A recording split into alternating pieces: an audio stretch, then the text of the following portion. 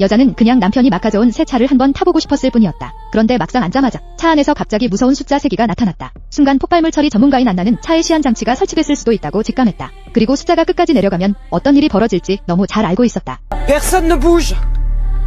뜻밖의 사고를 막기 위해 안나는 급히 밖에 있는 남편에게 차체를 살펴보라고 손짓했다. 혹시 이상한 점이 있는지 확인하라는 뜻이었다. 하지만 남편은 처음엔 장난인 줄 알았다. 그러다 하면 속 숫자를 보자 그제야 사태의 심각성을 깨달았다. 곧장 차체를 살펴보기 시작했다. 그런데 안나는 수납함 안에서 깜빡이는 붉은 빛을 발견했다. 의심을 확인하기 위해 조심스레 작은 카드 장치를 꺼내 검사를 했다. 수납함에 연결선이 없다는 걸 확인한 후에야 천천히 뚜껑을 열었다. 그러자 놀랍게도 안에는 전자 회로판이 들어있었다. 사태가 심각함을 깨달은 안나는 뒷좌석의 두 아이에게 절대 움직이지 말라고 당부했다. 차가 언제든 큰 위험에 처할 수 있었기 때문이다. 바로 그때 남편이 차 밑 부분의 사진을 보내왔다. 안나는 그 사진을 보자마자 놀라움을 금치 못했다. 차 밑에 깔려있던 건 다름 아닌 대형 지뢰였다. 이런 장치는 위력이 엄청나서 큰 전차조차 한순간에 무너뜨릴 수 있다. 수납함의 회로판을 떠올린 안나는 그것이 바로 지뢰를 제어하는 장치라는 사실을 알아챘다. 차의 무게가 조금이라도 달라지면 차 밑의 장치가 즉시 작동할 수 있었다. 시간은 점점 줄어들고 있었고 안나는 서둘러 동료 톰에게 전화를 걸었다. 톰 역시 같은 회사의 폭발물 처리 전문가였다. 안나의 위험한 상황을 듣 톰은 10분도 안 돼 현장에 도착했다. 차 안의 숫자를 보니 이미 20분도 남지 않았다.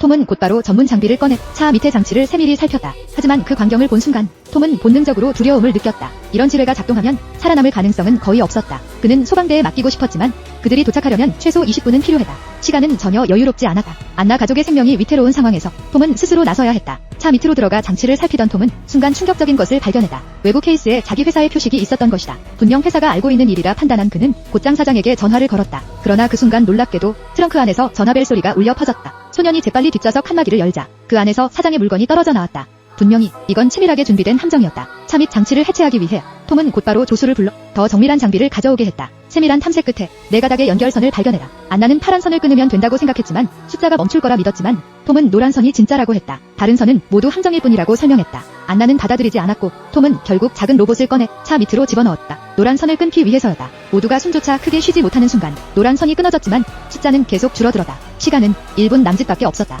톰은 직접 차 안으로 들어가 안나가 말한 파란 선을 끊으려 했다. 그러나 막상 손을 대려는 순간 손이 심하게 떨리기 시작했다. 위험하다고 판단한 여자 동료가 차 밑으로 들어가 도왔다. 결국 숫자가 4초 남았을 때 초록색 선이 끊어졌다. 선이 끊기자마자 숫자는 그대로 멈췄다. 안나는 믿기지 않았다. 자신의 판단이 틀렸다는 것. 다행히 동료들이 그녀 말을 따르지 않아 큰 위기를 넘길 수 있었다. 하지만 가까스로 위기를 모면했을 뿐 더 큰 위험이 기다리고 있었다. 장치에는 여전히 민감한 감지기가 달려있어 차의 무게가 조금이라도 바뀌면 언제든 다시 작동할 수 있는 상황이었다.